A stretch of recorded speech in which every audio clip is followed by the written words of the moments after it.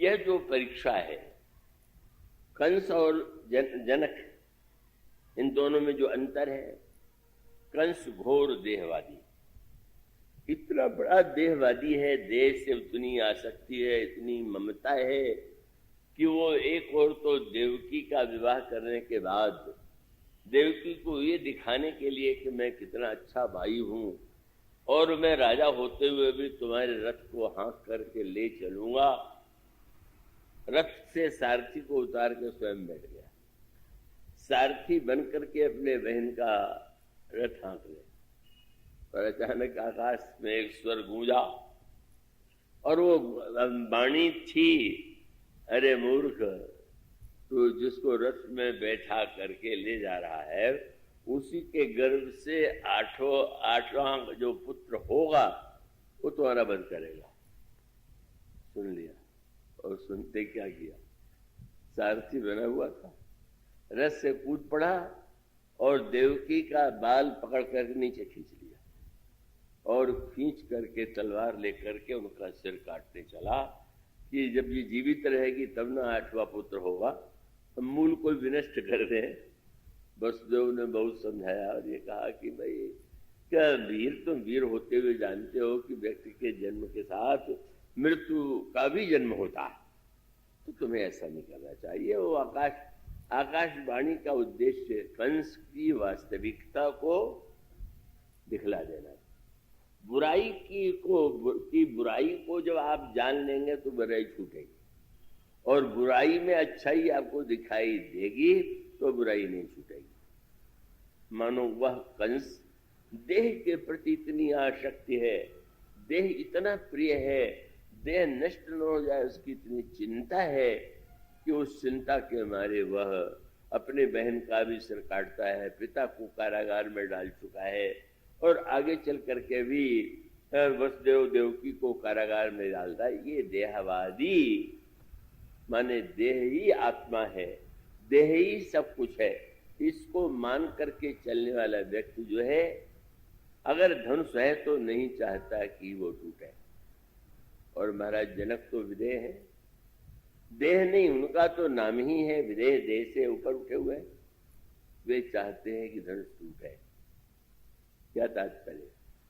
धनुष अभिमान, और अभिमान की रक्षा संसार के सभी व्यक्तियों के जीवन की एक ही चलता है, हमारी टेक, हमारी आन, हमारा जो कुछ मैंने कहा बस उस पर डटे रहेंगे और हमारी जीत होनी चाहिए। मानो हमको एक ही चिंता बनी रहती है कि कहीं हमारे अहंकार पर चोट तो नहीं लगेगी। और जिसको जितना क्रोध आवे, एक कसौटी है, जो जितना अहंकारी होगा उसको उतने क्रोध आवेगा, क्योंकि अहंकार के कारण जरा सा छू जाए शब्द के द्वारा, किसी क्रिया के द्वारा, तो क्रोध में पागल हो जाता है। तो अहम को अंत में नष्ट करना है। अहम को एक क्रम है, बहुत सुंदर है, आप व्यवहार में देखेंगे तो समझने में कर रहे नहीं।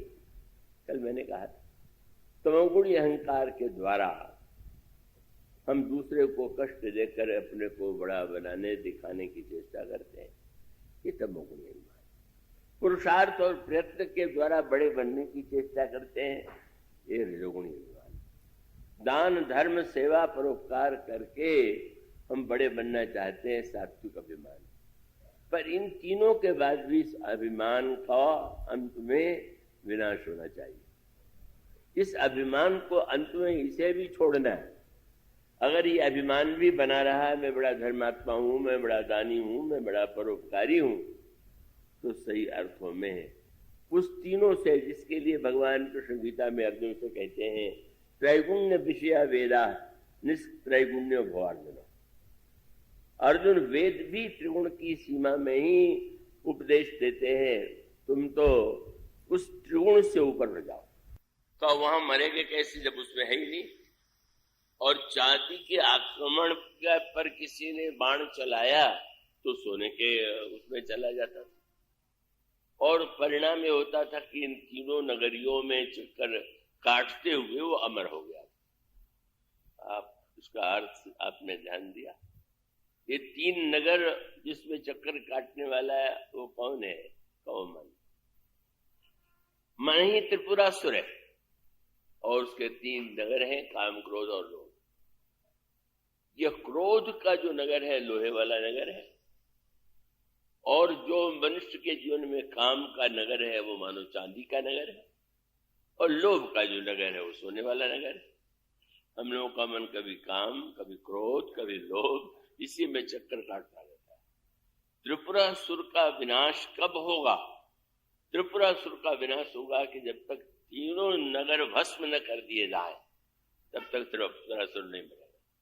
मन के त्रिपुरासुर को आप काम को दबावे तो आपको क्रोध आ जाए, क्रोध को दबावे तो लोभ आ जाए, लोभ तो मानो हमारा मन इस पे चक्कर काटता रहता है, तब एक कार्य कोई नहीं कर पाया। और तब भगवान शंकर से प्रार्थना की गई कि आप कृपा करके इस धनुष को, इस त्रिपुरासुर का वध कीजिए। आप श्रीमद् भागवत की कथा अगर सुनते हो, ध्यान से सुनते या पढ़ते हो, तो कैसा धनुष बनाया गया, कैसा बाण बनाया गया, और भगवान शंकर ने उस त्रिपुरासुर से युद्ध किया और बाण के द्वारा त्रिपुरासुर को नष्ट कर दिया। बहुत संकट। मन के इस 3 वृत्तियों पर तात अतीन्द्रियति प्रबल खल, काम, क्रोध और लोभ, इन 3 को जीत लिया।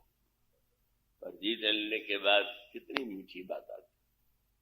भगवान शंकर ने उस धनुष को शंकर जी को दे, जनक को दे दिया। क्या कई लोग उपयोग जब तक है तब तक उसको साथ रखिए तो आपके काम का है, और उपयोग न हो और उसको ले चलिए तो बोझ है। अगर कोई व्यक्ति नाव पर बैठ करके चल रहा है तो नाव की आवश्यकता है, नाव में छेद न हो, नाव अच्छी बनी रहे, ये तो देखना चाहिए। लेकिन नाव के द्वारा नदी पार करने के बाद भी अगर किसी को लगे कि नाव तो बड़े उपयोगी है, साथ में लिए चले और नाव को सिर पर ढोता हुआ चले तो ढोने वाला क्या उठा पावेगा? इसका अर्थ है कि अभिमान के द्वारा अगर अच्छा काम हो जाए तो कर लीजिए, पर अभिमान के द्वारा अच्छा कार्य होने के बाद फिर उसको याद मत करते रहिए। उसको याद करते दूसरों को मत दिखलाते रहिए, मैंने ये किया, मैंने ये किया, मैं ये करता हूं। अगर यह बना हुआ है तो अच्छा कार्य था। यही तो विवाद हुआ। विवाद में बड़ी मीठी बातें, कड़वी लगते हुए भी मीठी थी। लक्ष्मण जी की बातें सुनकर के परशुराम जी महाराज को बड़ा क्रोध आया और उन्होंने विश्वामित्र जी की ओर देखा। विश्वामित्र संबंधी भी थे, ऋषि भी थे। बोले आप जो है, उनको लगा कि ये लड़का शायद मेरे इतिहास को नहीं जानता, इसीलिए ये इतनी ढिठाई से बोल रहा है। तो उन्होंने विश्वामित्र जी की ओर देखा, तो सुन रहे हो कि नहीं? अगर तुम चाहते हो कि तुम्हारा शिष्य न मरे तो कहीं उपाय, तुम हटकऊ जो चाहो उबारा, और कही प्रताप, बल, रोष हमारा। बताओ, मेरा प्रताप सुनाओ, मेरा बल सुनाओ, मेरा क्रोध सुनाओ। अब लक्ष्मण जी तो थोड़ा बोलने में सीधे से कह देते हैं, बोले महाराज इतना आप स्वयं सुना चुके हैं, बाकी रह गया तो और सुना लीजिए। अपने मुंह तुम आपने करनी, भांति अनेक बार बहु भरणी, और नहीं संतोष तो पूरी कछु कहो। अगर संतोष हो और सुना दीजिए, दूसरे से क्यों करें? आप सुनाइए। कई लोग स्वयं अपने मुंह से प्रशंसा करते और दूसरों से भी कहते हैं प्रशंसा करो मेरी, मेरी स्तुति करो। लक्ष्मण जी कहते हैं महाराज का वस्तुतः अपने पुण्य का, अपनी विशेषताओं का वर्णन करना, ये तो सबसे दुखदायी बात है। अभिमान कीजिए, अच्छा कार्य कीजिए, पर करने के बाद शंकर जी ने तोड़ जैसे धनुष दे दिया। परशुराम जी ने जब ये कहा, रे मूर्ख, धनुष को तोड़वाया। माने अगर तू अपने कन्या के लिए योग्य वर चाहता था तो धनुष चलवा के देखता, तूने तोड़वाया क्यों? जनक जी ने उत्तर नहीं दिया क्योंकि महाराज उत्तर नहीं सुना करते थे। अरसे के द्वारा ही वो अपनी बात सुन कह देते थे। उन्होंने डर के मारे उत्तर तो नहीं दिया, पर उत्तर मेरे पास था, उनके पास था। क्या? बोले धनुष के साथ, अगर धनुष के साथ भगवान शंकर ने बाण भी दिया होता तो मैं चलवाता। धनुष नहीं, धनुष दिया और बाण नहीं दिया तो तोड़वाने को छोड़कर इसका उसका क्या उपयोग? बड़ी बात कह दी गई। और बाण क्यों नहीं दिया? बोले बाण के द्वारा जो लक्ष्य था वो पूरा हो गया। जब कोई लक्ष्य था पूरा हो गया तो भूलिए उसको, भूलिए। उन महात्मा की तरह नहीं कि जो कभी राजनीति में थे और राजनीति में रहते हुए चुनाव भी लड़े, एमएलए भी हो गए, पर जब कभी वो कभी साधु भी हो गए, पर लिखते समय जेलों को ये बताना नहीं भूलते थे कि देखो मेरे नाम के साथ ये लिखना मत भूलना कि भूतपूर्व एमएलए। क्या इसका अर्थ? थे कभी, नहीं है आज, लेकिन वो अभी वो बात में ये था क्या? इसका अर्थ है, इसका अभिप्राय ये है कि शंकर जी ने छोड़ क्यों दिया? बोले जो होना था धनुष का लक्ष्य वो पूरा हो गया, और पूरा हो गया तो अब उसको और तो कोई लक्ष्य बचा नहीं, तो केवल बाण नहीं दिया, धनुष दिया। मानो अभिमान का जब लक्ष्य पूरा हो गया, त्रिपुरासुर की जीत, यही जो है मन का सबसे बड़ा फल है। मन के द्वारा काम क्रोध लोभ को जीत लीजिए। जीत न सके तो शंकर जी की कृपा से जीतिए, और आप न जीत सके तो शंकर जी से प्रार्थना करिए कि आप कृपा करके जीतिए, और उसके बाद शंकर जी उसे छोड़ देते। इसका अभिप्राय है शिव अहंकार। अहंकार कीजिए पर उसको निरंतर ढोते मत रहिए, उसको छोड़ना जानिए। जो छोड़ना जानता है वही धन्य। इसलिए अर्जुन की ये कमी है। अर्जुन बड़े महान योद्धा है, महान गुण युक्त है, गीता सुनी है उन्होंने, पर जब शरीर को विसर्जित करने के लिए हिमालय में जाने लगे कि हम अब बहुत हो गया, अब अपने शरीर को हिमालय के शीतल बर्फ में गला देंगे, और जब वो चलने लगे तो सारा वस्त्र जो है रेशमी वस्त्र उतार दिया, हीरे मोती के हार उतार दिए, मुकुट उतार दिया, और पेड़ की छाल पहन करके पांचों भाई चले। बड़ा पढ़िए, अर्जुन ने सब कुछ छोड़ दिया पर धनुष और बाण साथ में रखे। क्यों? बोले पांचों में लोग मुझे कैसे पहचानेंगे कि ये कौन है? तो मेरा नाम तो गांडीव धनुष के साथ लिया जाता है, जिससे मेरे हाथ में धनुष बाण देख करके लोग पहचानेंगे वो गांडीवधारी जा रहा। अर्जुन की सबसे अधिक आसक्ति धनुष में। आपने अगर पढ़ा हो तो आपको ज्ञात होना चाहिए कि महाभारत के युद्ध में एक बार कर्ण और युधिष्ठिर सामने आमने आ गए।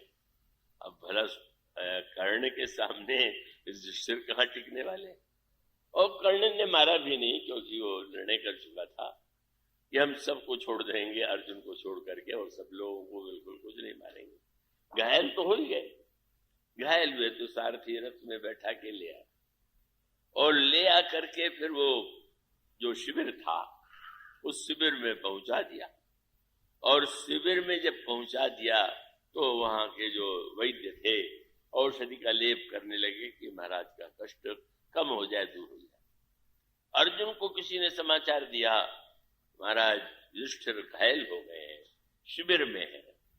अर्जुन ने भगवान कृष्ण से निवेदन किया कि मैं चाहता हूं इस घायल अवस्था में बड़े भाई को देखूं, मैं सांत्वना दूं।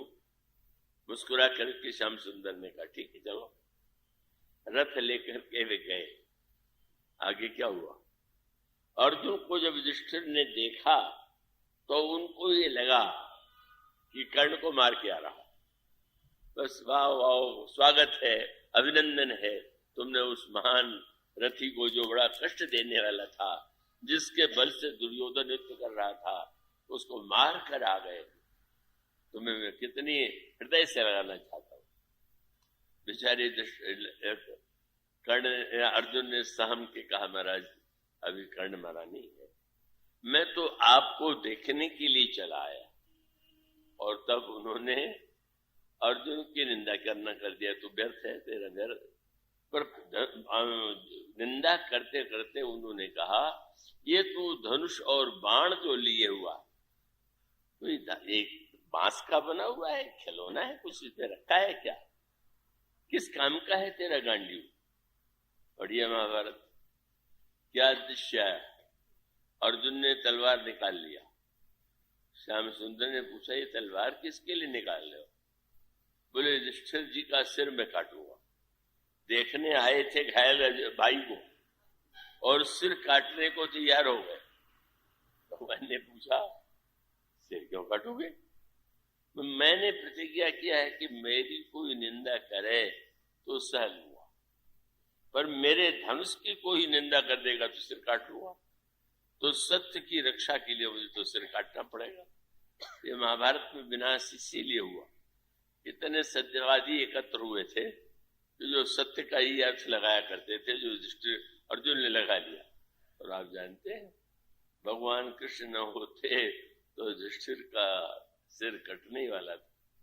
और भगवान ने मुस्कुरा करके कहा, अर्जुन तो क्या कर रहा है? बड़ों का सिर कहीं शस्त्र से काटा जाता है क्या? अरे दो चार शब्द के अस्त्र चला दे और उसी में बड़ों को तो कुछ कठोर कह दिया जाए, जो इनके लिए मृत्यु है, हमारी प्रतिज्ञा पूरी हो जाए। अर्जुन में ये गुण था कि भगवान कह दे तो मान लेता।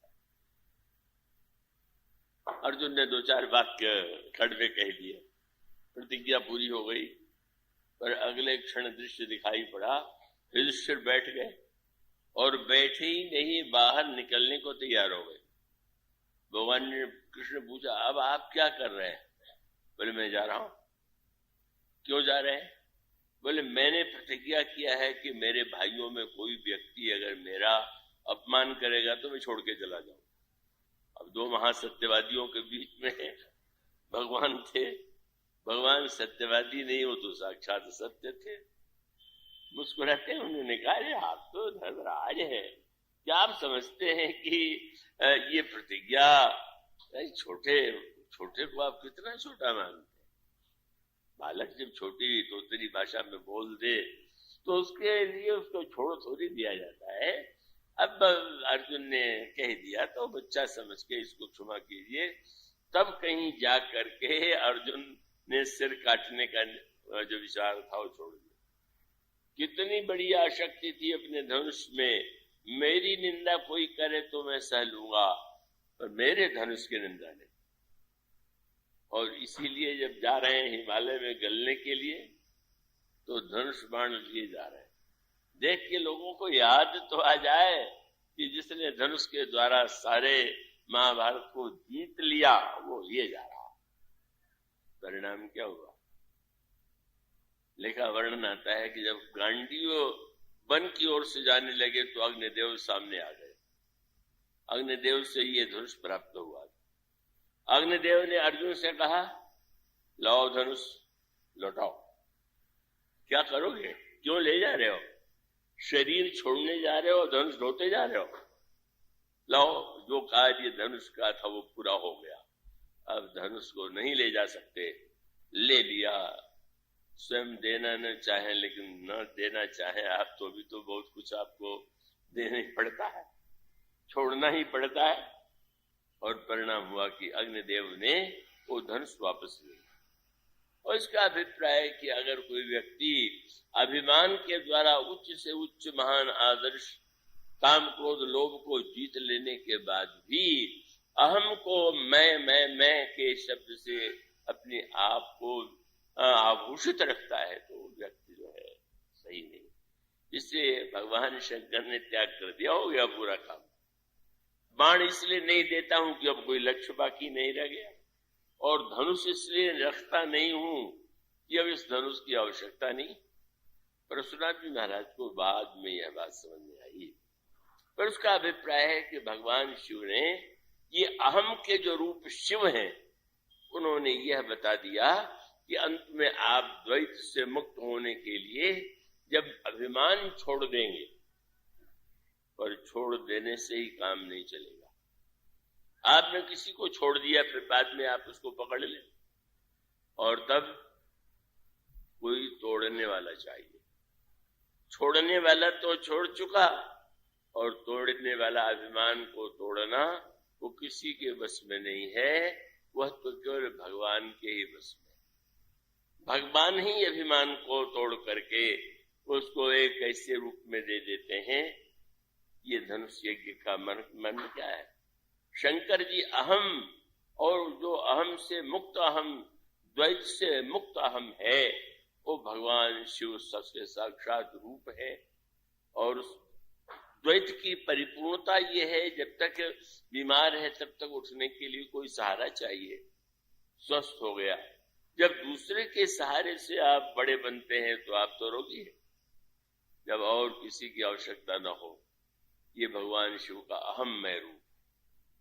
वे स्वयं कथा कहने बैठे हुए, और आप जानते हैं शंकर जी से पार्वती जी ने पूछा, रामायण में लिखा हुआ कि शंकर जी ने इस कथा की रचना किया, पर भगवान शंकर से जब पार्वती जी ने कथा सुनाने के लिए कहा, तो शंकर जी ने कहा, अब तुम्हें वो प्रसंग सुनाता हूं जो कागभूषुंडी ने गरुड़ को सुनाया। विचित्र बात, वक्ता जो है अपना नाम लेते हैं, सामने वाले का नाम नहीं लेना चाहते, गुरु का नाम भी नहीं लेना चाहते, महानतम व्यक्ति का भी नाम नहीं लेना चाहते। पर धन्य है शिव, वो मानस के रचयिता माने जाते हैं, लेकिन कहते हैं वो कथा सुना रहा हूं जो कागभूषुंडी जी ने गरुड़ को सुनाया। और कागभूषुंडी जी से पूछा जाए ये कथा, बोले ये कथा वो है कि जो शंकर जी ने महर्षि लोमस को सुनाया, और लोमस जी ने मुझे सुनाया। अपने को कोई सुनाने वाला नहीं मान रहा। न भगवान शंकर कहते मैंने बनाया, मैं सुना रहा हूं, न तो याज्ञवल्क्य भरद्वाज के संवाद में याज्ञवल्क्य जी ने ये कहा कि मैं ये कथा सुना रहा हूं। और इसका अभिप्राय ये है, मानो भगवान का जो दिव्य चरित्र और ज्ञान है, इसलिए गोस्वामी जी ने शब्द दिया कि शंकर जी जब कथा सुनाने लगे तब क्या हुआ? बोले हर ही राम चरित्र सब आए। चरित्र स्वयं भगवान के शंकर में आके हृदय में आ गए। आपके घर कोई अतिथि आ जाए तो आप और उसका सत्कार न करें तो अपराध है। इसलिए भगवान शंकर के हृदय में श्री राम आ गए। और फिर शंकर जी क्या करते हैं? मगन ध्यान रस दंड जुग, मन को भगवान के ध्यान रस में डुबो दिया उन्होंने। और डुबो देने के बाद उस मन को भीतर से बाहर ले आए। और यही बहुत बड़ा सूत्र है। मन को जब भीतर में भगवान से एकाकार करके, भगवान से रस पा करके आप बोलेंगे, व्यवहार करेंगे, तो आपका जीवन रसमय होगा, आपका जीवन धन्य हो जाएगा। और वो जो आपके हृदय में भगवान के रूप का ध्यान है, और जो कल मैंने आपसे कहा था, बालक राम का ध्यान करते हुए बाल लीला का वर्णन, और बाल लीला ही नहीं, शंकर जी जब कथा सुना रहे थे तो पार्वती से कहने लगे, क्या? बोले पार्वती एक चोरी में तुम्हें सुना रहा। चोरी मैंने, जब ये चोरी मैंने किया तो तुम थी सती के रूप, पर उस समय तुमसे मैंने छिपा लिया। आप वो पढ़ते प्रसंग, शंकर जी कहते हैं, और एक कहूं निज चोरी, सुनु गिरिजा अति दृढ़मति तोड़ी। मैं अपनी एक चोरी सुना रहा हूं, पार्वती तुम्हारी बुद्धि बड़ी दृढ़ है। क्या? बोले भगवान राम का जन्म हुआ, मैं भी गया, तो महाराज आपके भीतर, महल के भीतर श्री राम का दर्शन कर रहे थे क्या? क्या विलक्षण बात शंकर जी ने कहा। अब मैं कैसे, मुझे भीतर कौन जाने देता?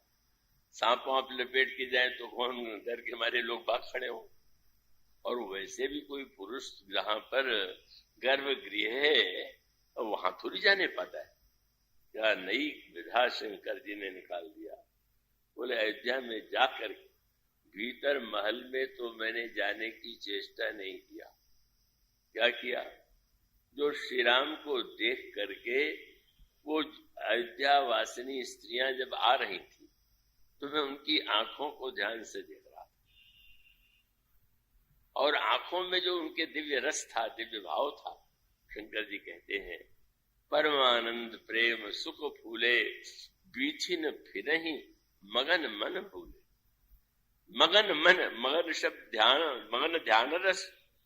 भगवान शंकर मग्न में क्या, कैसे? बोले राम नहीं दिखाई दे रहे, पर राम को देख के जितना अच्छा लगता है वही राम भक्त की आंख में देखे तो और रस बढ़ जाता। प्रेमी की आंखों में भगवान का वह जो रस है वो तो और भी अनोखे रूप में। शंकर जी तो गलियों में ढूंढ परमानंद प्रेम सुख भूले, बीचिन फिरहि मगन मन भूले। और यह शुभ चरित्र जान तब सोई कथा, कृपा राम की जा पर हो। भगवान जिसको पर कृपा करे। मानो ये जो भगवान राम की लीलाएं हैं, उनका जन्म है, चरित्र है, उनका अभिप्राय यह है कि हमारा मन अगर हम योग की पद्धति से एकाग्र करना चाहें तो एक बड़ी जटिल प्रक्रिया है, लेकिन जब उन्हें हम बालक के रूप में, दूल्हे के रूप में देख करके मन के में उस रस से डुबो देते हैं तो हमारे मन में अपने आप रस का संचार हो जाता है।